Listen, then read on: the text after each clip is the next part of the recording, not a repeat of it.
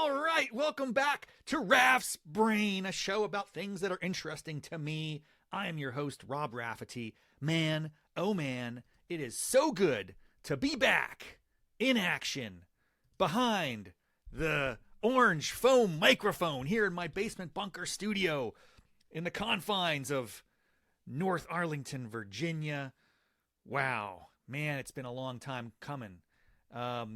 For those of you who have listened in the past, thank you for sticking around. I'm not sure if this is going to automatically upload into your preferred podcast platforms.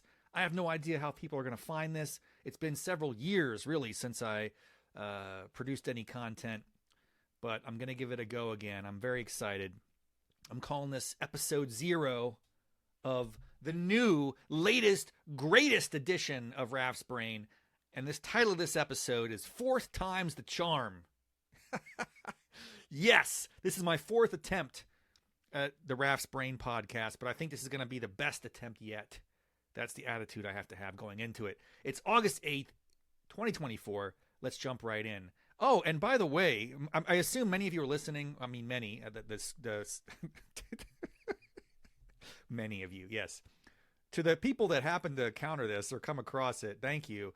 I'm also stepping it up a notch this year. At least that's the idea.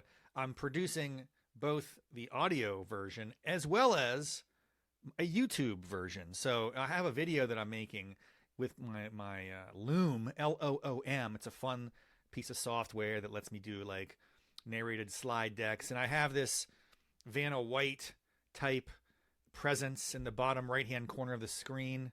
So if you're missing out on the visuals, you can check me out at Rob Raffety. It's like youtube.com/Rob Raffety, something like that. Google around, you can find me. I have a weird name. All right, let's jump into my slide deck here for episode 0. Like I said, 4th time's the charm. So just backing up a second for everyone. What is Raff's Brain? What the heck is this show? Well, it's had many iterations, many previous attempts. And let me give you a quick rundown of that, because it's kind of like a multi-year saga that has led to this point, version 4.0. But we started the entire project back in January 2020. Great time to start something new, right? Hey, it's a new year. It's a new decade. I'm going to jump right in and just like crush it with the podcast. And it was really fun at first, for the first month or two before you know what hit the fan and the global pandemic came on the scene. But here's the context. Previously, that summer of 2019, I produced my first ever one-man show, What I've All Been Waiting For. It was an experiment in performance art, storytelling, sort of like a really zany, goofy PowerPoint presentation for 45 minutes at the Capitol Fringe Festival here in the Washington, D.C. area. Had a blast, was pretty well received, despite the mediocre level of creativity that was on display. I'm happy with it. I learned a lot. I had a fun time, and I wanted to do more of it. So I went into 2020 with a goal. I'm going to be in the Capitol Fringe Festival in the summer of 2020. I'm going to step it up and have a great production, or at least better than what I had done previously, and build upon that momentum and energy, and just kind of like make this a thing that I do. Zany PowerPoint talks. So I was all gung-ho about it, and I started the podcast. The initial iteration of Raff's Brain was documenting my pre-production, writing, creative process of what I was putting together, the show that I was going to perform at the 2020 Capitol Fringe Festival. Of course, that all falls apart. The world falls apart, right? If we all remember that. It's such a blur, but yes, that was a terrible time for the world. For the Capitol Fringe Festival, it was canceled that summer, so my podcast sort of stalled out. Meanwhile, I was having a little mini existential crisis, as many of us did. I mean, if you remember the first time COVID hit the scene, it was chaos. It was anxiety-inducing because we didn't know the scope of it. I just was, thinking, what could happen? Could I die? I mean, maybe I will get this disease and die. That was like, it seemed like a realistic possibility. So I started asking those questions, like, well, what have I done in life? What do I regret? What would I like to do more of or less of? And how do I, stop putting, off for tomorrow what you can do today? And that all culminated with me enrolling in an online Master of Fine Arts program at Point Park University, PPU, out of Pittsburgh, Pennsylvania. A 2-year program, largely student-driven, and I really enjoyed that. I started really the summer of 2020, and I pivoted this podcast. I said, I had this podcast going. I've been doing monthly episodes about my one-man show. Of course, that was derailed, but then it became a show about my experience in the MFA program. Hey, maybe there are other people out there that would like to hear my experiences, the classes I'm taking, the challenges I'm having, what I'm learning, everything along those lines. And I did that for a while, and it was fun. And I thought, if anything, it was a good forcing mechanism for me to sort of synthesize all the information and lessons that I was exposed to. And I did that for about a year and a half. But then we had some personal health crises that emerged here in the household that required me to put the podcast on hold. It required me to put my graduate studies on hold. And that was fine. That's what you do when other priorities emerge.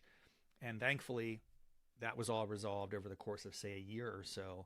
And then I came back big time for 3.0 of Raff's Brain. Very short-lived iteration of it, but this was in July 2022. So my plan was at that time to restart the monthly episodes about my MFA program and then dabble in some zany stories and other goofy content.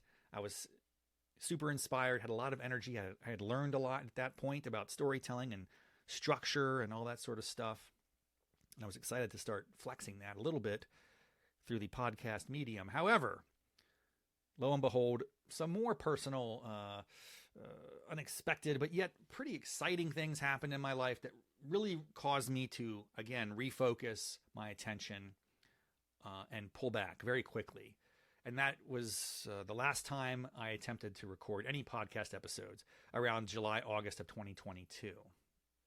So I've been out of the production game for a while now. Gosh, it's 2024. It's August 2024. It's about 2 years. Wow, it's been that long since I've attempted another podcast. So here we are back at it. And this time I'm pretty excited. And I guess it'll only be another couple of days before something derails the effort. But at the moment, it seems like all systems go for 4.0. August 2024 is the launch pad. Most people are chilling in August. Most people are on family vacations. Not Rob Raffety. I'm chilling in my basement and plotting my creative domination of the world. Something like that. All right, so that's the kind of brief history of this fledgling podcast. What's the show about this time? Because I'm out of school. I graduated in 2023 with my MFA. So what do I have to talk about here? Well, I'm going to really go radically different because I've been probably thinking too much about what the show should be about versus just executing and seeing what happens. So the answer is pretty directly, it's a show about things that are interesting to me. Rob Raffety. Yes, Raff's Brain, shockingly, is about the things that are in my brain, the stuff that gets me excited and motivated. And whether or not that resonates with anyone else in the world remains to be seen, but soon we shall see. That means, in terms of the concept of this podcast, I'm going to have wide-ranging content. It's going to start wide, maybe we'll narrow in, and ultimately I could envision some tracks of content emerging based on reception. It's a bit of a conversation with the listening audience, or the viewing audience in the case that you're watching me on YouTube. But I intend to have like a lot of topics, varied formats, lengths, durations. I don't know what that entails. We're going to figure out as we go. That's the key. Just take action and start making progress. I've sat around and molded over and contemplated and like strategized and thought about how I could make the perfect podcast. That's absurd. Just take action and figure out as you go. Who cares? No one cares, by the way. No one's listening at this point. Who gives a rat? Just have fun with it. That means lots of content, varied formats, periodic production. I don't know what my production schedule looks like. I'm hoping I can do like a weekly sit down and just, blab for a little bit into the microphone. But because I've created this sort of YouTube version as well, that means I need to have a steady stream of sort of slide decks that I can use for visual aids. Maybe, I don't know. As you can see, this is not super, super formulated. It's more like, figure it out as we go along. But in terms of wide-ranging content, that means I'm going to have a lot of topics that I'm going to be talking about on this program because I have a lot of interests. I'm very curious about the way the world works. So things like, of course, screenwriting, playwriting, film, movies, art, that's going to be the subject of some number of episodes, presumably. I love hot yoga. That's going to be a subject. Actually, I've been recording these little vignettes because I have a short drive to my studio. It's about 10 minutes away. And after class, in the sweat and slop that I am as a unhealthy yet flexible middle-aged man, hot yoga brings up a lot of thoughts and ideas. And so I take that 10-minute trip home to record those on my drive, and I'll share some of those with the world through this podcast. Who knows? Snack foods of all kinds, sweet, salty, savory. I'm a fan of it all. I'm thinking it might be fun to take deep dives on some of my favorite snack foods. Like, what are the origins of these foods, these candies, these scrumptious, delightful, delectable items that bring me such pleasure? Let me learn more about them. What is the origin story of the gummy bear, for instance? What are the iterations or evolution of the McDonald's French fry? These are the sorts of questions that the world needs to know. I'm going to explore some of that, I think, in future episodes. We'll see. Oh, the next up, maybe General Lafayette, or just broadly speaking, American history, Revolutionary War period, very exciting to me. But we are on the precipice, my friends, of the bicentennial of Lafayette's grand tour. So backing up a second, and again, this is going to merit multiple episodes, deep dives on my hero, really a hero for the entire world, a champion of human liberty, as someone who put his money where his mouth is. I love it when people live those types of sort of lives of action and virtue. The Marquis de Lafayette, Marie Joseph Paul Yves Roche Gilbert du Motier, the Marquis de Lafayette. Yes, that was his full name. He was an aristocrat. His parents passed away at a very young age. He was raised by his grandmother, and he turned out to be a remarkable hero for America, kind of traveled here at his own expense against the will of his government. And you got to meet George Washington, pal around with Alexander Hamilton, all the other cats. And that was a pretty exciting time. But the biggest part, that people don't appreciate, is after the Revolutionary War, he goes back to France. He's involved in the French Revolution. Doesn't go so well. There's a whole saga there. But he comes back to America in 1824, 1825, which is what? It's 200 years ago. Yes, it's coming up on the bicentennial this August. Actually, it's only maybe a few weeks away that they're going to celebrate this 200-year anniversary of his grand tour. So at the invitation of President James Monroe, who, by the way, he had met while he was here fighting the revolution, Captain Monroe in the Revolutionary Army. That was pretty cool. So he invites the Lafayette back. Hey, why don't you come back? It's, America's turning 50 years old in the near future. And we're like, we have a generation of people who were born here in America that didn't experience the revolution or have to struggle. So how are we going to pass this torch of liberty and democracy and sustain the republic? So bottom line is Lafayette comes here. He's celebrated, feted, all across America. That's where we get a lot of towns renamed, like Lafayette, Fayetteville, Lagrange, which is his homestead in France.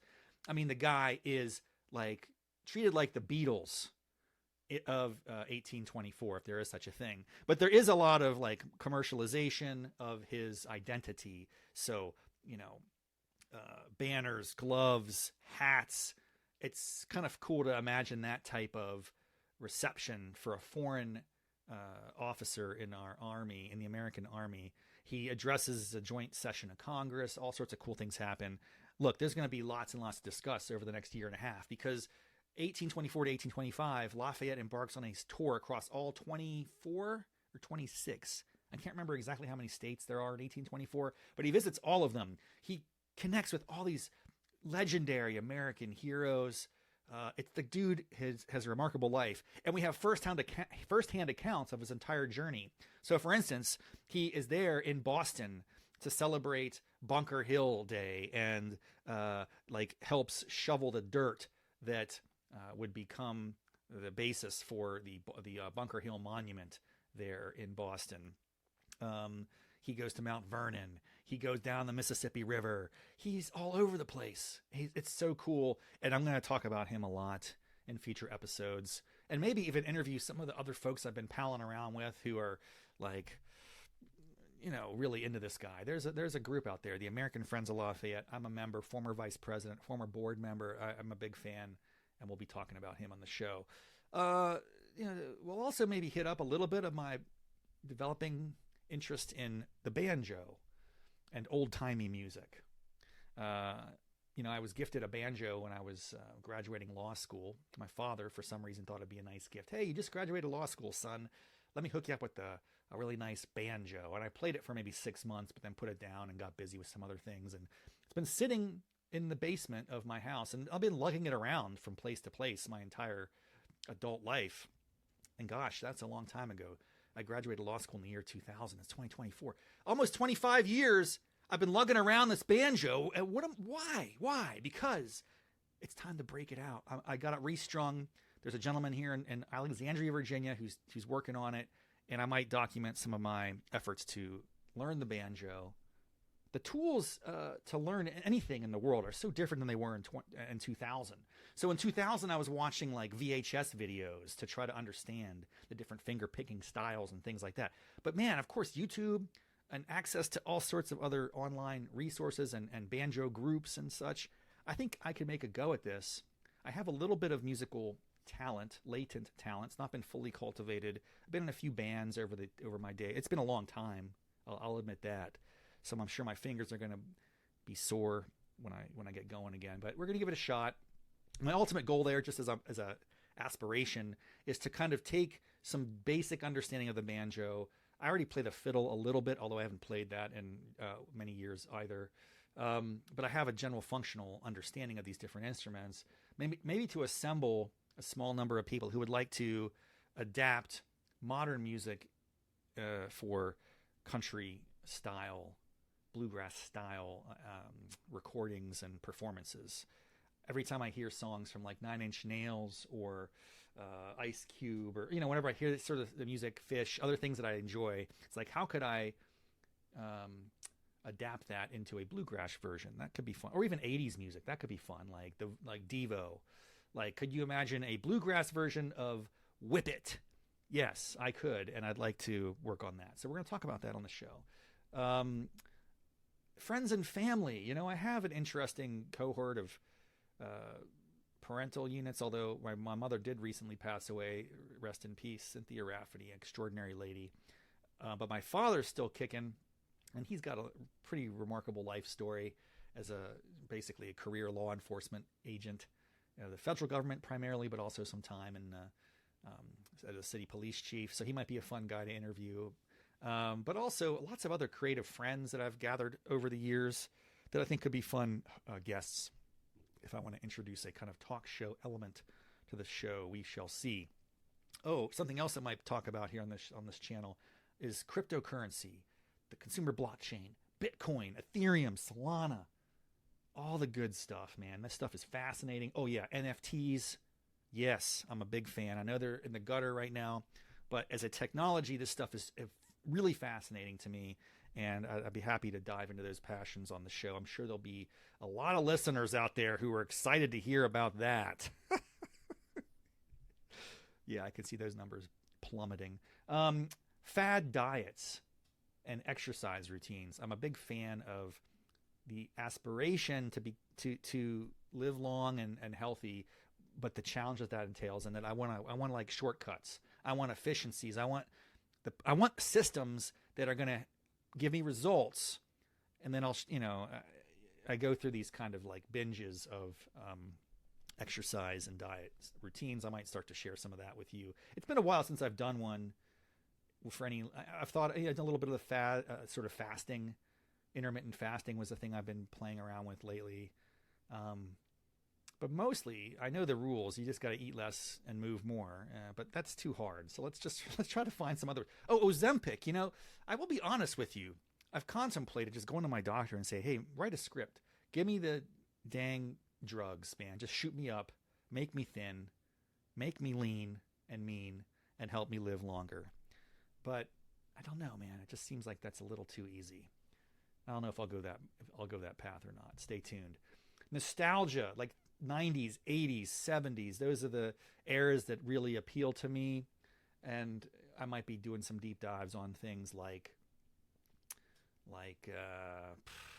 I don't know, what's something from that era, that like the cassette tape or the 8-track or the Rubik's Cube, or maybe even like I did have a can of sea monkeys that I bought the other day just on a whim because I saw it at a store. I was like, man, I haven't seen sea monkeys in a long time. I'm gonna make some sea monkeys. I'm gonna document some sea monkey action. I've never been able to successfully raise and breed sea monkeys. I tried many times in my life as a child. I remember it was like always such a mystery to me, and I wanted to see those sea monkeys, man. So could I give it a shot? What about like bonsai trees? I want to grow a bonsai tree. That seemed like it was a big thing at some point. I don't know. Anyway, just fun stuff like that I'll be talking about from time to time. Musically, yeah, I'm a big fan of the group Fish, so I think it'd be fun occasionally to talk about their performances, their eras, sagas. They are just remarkable. They're legends at this point. I've been a fan since the early 90s, and just like talking about what they do. Seem like they're always evolving, always growing, and I think they're inspirational in that respect. I might also talk about legendary food innovators, folks like Orville Redenbacher in popcorn, or Colonel Sanders in Kentucky Fried Chicken, Dave Thomas at Wendy's. I mean, these people are epic. They're heroes to me, man. I want to learn more about them and kind of distill some lessons and things that I can apply to my own life. The story that I appreciate most about these fast food icons is that a lot of them came to their success later in life. So the extent that I'm still, struggling and striving and maybe wishing to achieve some levels of creative output that I have yet to reach at my advancing age, I can look to them and say, hey, there's still time. You can still do it, Raffety. Never give up the dream. Something else I want to do for this show, take notes if you're listening. This is an important moment. I have set up, through the wonders of modern technology and Google Voices, a phone number through which I can solicit audience engagement. Yes, I can make it a kind of call-in show. So get your pen out and get ready to write down the number.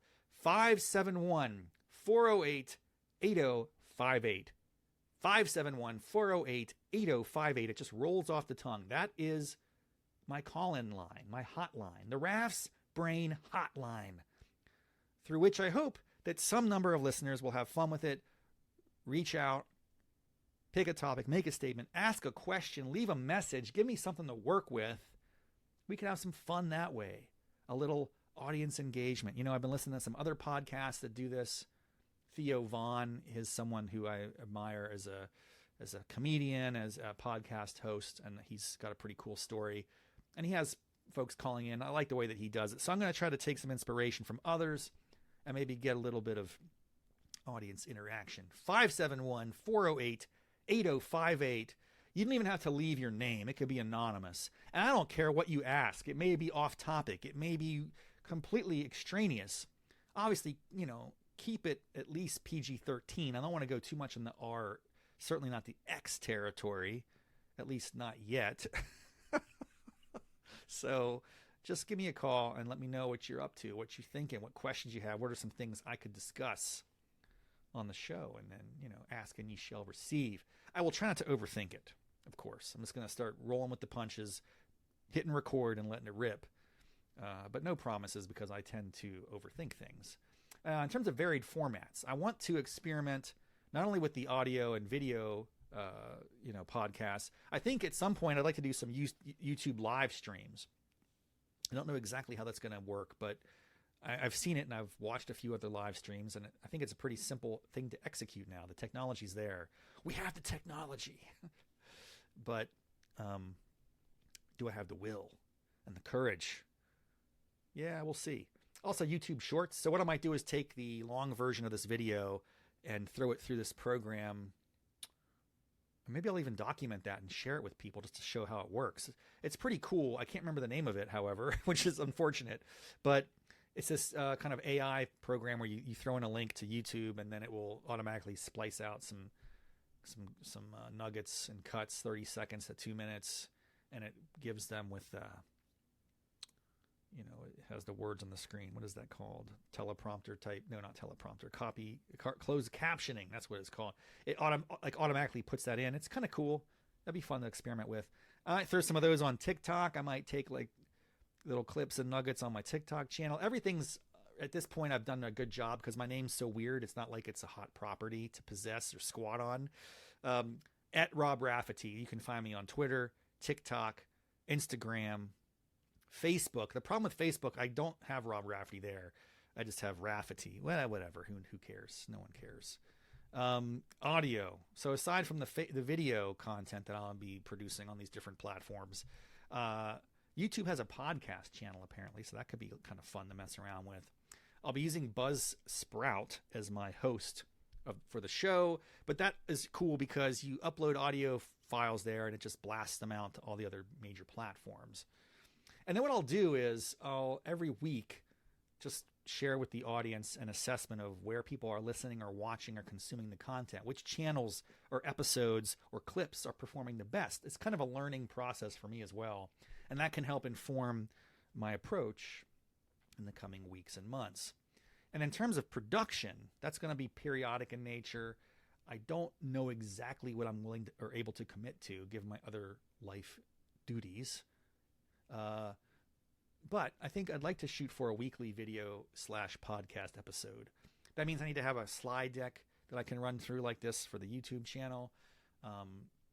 It means I had to have a little bit of an outline of things to talk about. Largely, it's going to be sort of off the cuff.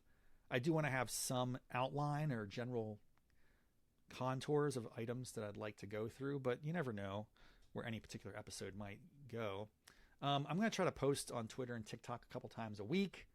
Maybe some little nuggets or insights from the episodes or things that come to mind. And maybe I'll even do some surveys on Twitter, for instance, to see if I can bridge some of the Twitter followers over to the podcast or YouTube. Part of the interesting thing here, too, is I have acquired over, more than a decade, really, 15 years of social media and digital media production. Some number of, I guess you call them followers, likes, fans, people that, might be interested in my work. So let's say, actually, let me look at right now. In real time, I'm going to look at I just kind of get these numbers because they're not impressive. I'm not like in the millions by any stretch or even the tens of thousands. But my profile, so on Twitter, I got 1368. So 1,368 followers. What does that mean? I have no idea. But some people are following me on Twitter. That's kind of cool. On Instagram, I seem to have, what's my status there?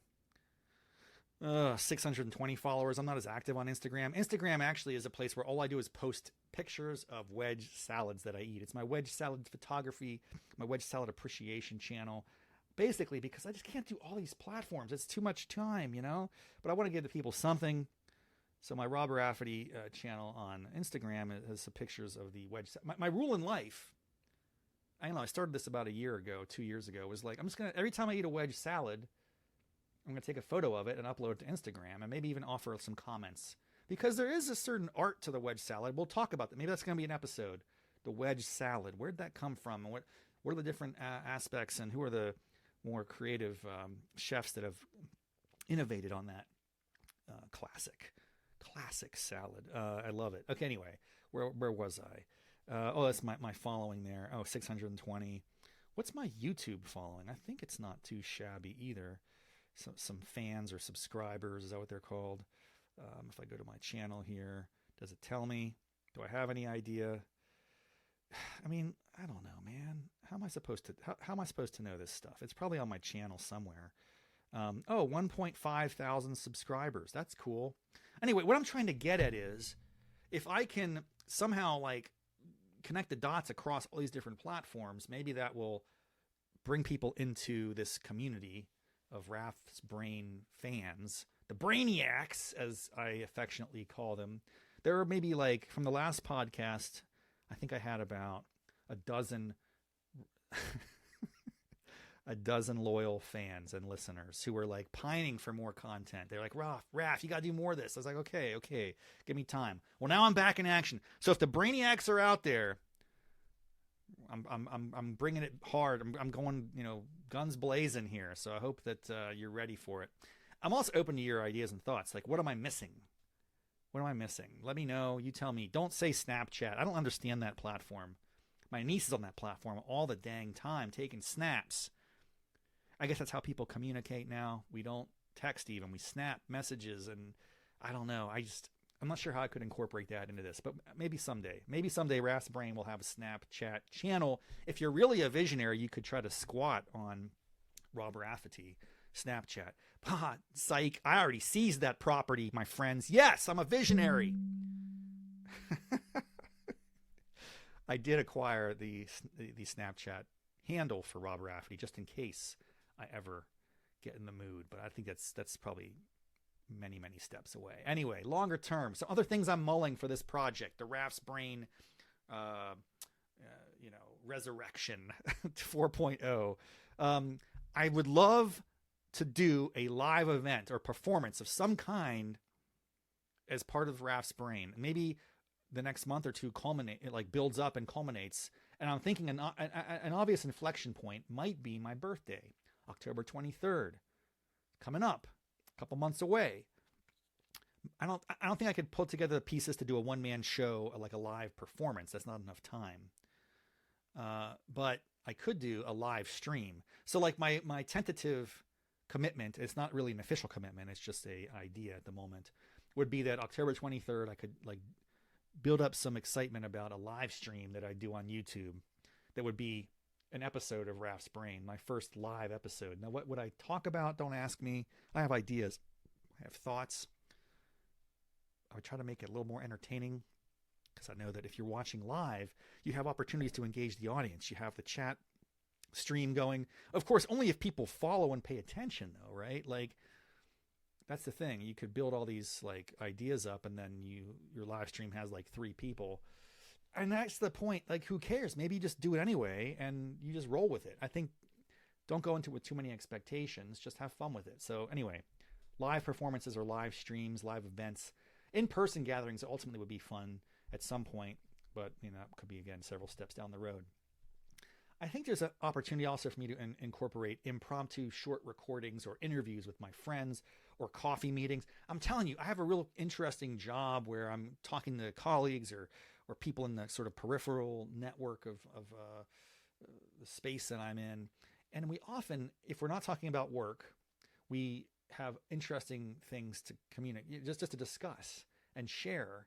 And my kind of part of me wants to say, hey, if I could get permission from some of these people that I'm meeting with to take 5, 10, 15 minutes just to go deep on something that they're working on, something they're curious about, something that has their attention, ask them some questions. I think that could be a fun little kind of micro interview format to play around with. And the idea here is I'm kind of, I don't want to call it double dipping. That sounds like a negative connotation. Let's re-articulate that. Let's say I'm leveraging my existing engagements for even greater value. Something that casts this in a positive light. The bottom line is, or even like today, for instance, a friend of mine called me up. He was on a walk. He's like, hey, Raff, I thought I'd talk to you while I'm on my walk. Hey, that's cool. And we ended up talking for like 20, 30 minutes. And one little segment of that was, I don't know, 5 to 7 minute conversation. And it was a fun topic. And I was like, dude, I actually asked him, I said, I'm thinking about getting my podcast going again. One idea I have is a kind of micro interview with people like you. It would be very casual, very chill. And it would be just interesting things that or experiences or ideas that they have that they could bounce off me, and we could kick it around, and I'll record that and upload it as a micro interview podcast episode of Raff's Brain, just for fun, because I think it'd be interesting. I don't know. I'm curious about it. So stay tuned. If you're open to that, let me know. Leave your name and number and contact information on Raff's Brain hotline, and we can set something up. Substack. Yeah. Everyone's on Substack, but that's a written product, right? Actually, can you embed videos? I'm not seeing anyone embed videos so much on Substack yet. Maybe it's possible. But could I create Raff's Brain Substack and then use AI. I love ChatGPT. I mean, I should be doing like a stream of talks on just lessons learned, barriers, obstacles, successes. I think those AI tools are freaking remarkable. But I could, for instance, upload the audio file of this episode, have it transcribed, and then summarized, and I could put that into a kind of Substack platform for people who prefer to read information. I think this is a dying breed, by the way, but you still want to reach all your customers. Customers. I don't like to think of you as customers. I think of you as brainiacs, friends, fans, kindred spirits in this existence, trying to make the most of our time on this planet together in a joyous, optimistic fashion as best we can. I guess that's the idea. But yeah, if there are people out there that don't listen or watch content, but they prefer to read it, maybe I should be trying to cater to those folks too. So there might be ways to do that, but at a certain point, it does become a little labor intensive. Even with AI in the mix, it does take time. And so, is it worth? Is the juice worth the squeeze? Stay tuned. Oh, and then maybe here's the selfish part. Get ready. Oh, you know what I'm doing? I'm trying to build up an audience so someday, I don't know when, I can set up a Patreon channel, baby, or a Kickstarter, or a GoFundMe, or you know what I'm talking about. Make it rain. Get some financial incentives here. Get some ROI for Raff's brain. That's what everybody wants at the end of the day. It's like, why am I doing this? First and foremost, it's fun. I enjoy it. I've been pent up creatively. I've got a lot of ideas and zaniness to share with the world. So it's going to be cathartic and healthy for me to be making content like this, regardless of where it goes. It's just good for me. It's selfish in that way. But if other people find value in it, is there an opportunity for me to hit you up for some cash, money? And this is a fascinating thing. I have friends. I support lots of different creators and friends in small amounts. I sprinkle it around because I want to support the cause of creativity as much as I can. Anybody that's out there giving it a go on a Patreon channel, I try to support that effort. I think it's worthwhile. If it's $1 or $2 a month or $5 in some cases, it's not like it's a major investment, but it's a nice gesture. And if you can get a couple thousand people doing that, heck, that's not a bad little side hustle. So I have friends that are successful on this platform. I haven't at all engaged it as a creator, but I'm familiar with it as a supporter. So, if I get a couple thousand regular listeners, and this is, again, highly aspirational. I have no idea if what I produce will even have that level of interest. So who knows? But if I'm able to do that, and you could get like 1% of those people to convert into Patreon donors, that's an interesting story and thought. It's interesting. It's an aspiration. It's an idea. It's not the primary motive. As we come to the end of this episode 0 of Raff's Brain 4.0, a show about things that are interesting to me, your host, Rob Raffety, I want to remind you to please call in with your feedback, thoughts, constructive criticism, suggestions. 571-408-8058. That's the Raff's Brain hotline. And we're going to see if that yields anything in the next couple of weeks as I get this show going again. Until then, thank you so much. It's so good to be back. It's so great to just get back in the production game, the creative output game, because it's been a lot of mulling and contemplating and prognosticating and fantasizing and imagining what's possible without the action of actually doing anything. So I'm finally stepping out again to make content. I'm glad you're here for the relaunch of the show, and I'm excited. I'm really excited about what the future holds. So thank you so much for being a part of the Brainiacs out there. You're the OGs. If you're listening to this episode, I am very grateful for your support, your time. Have an exceptional day. Bye-bye.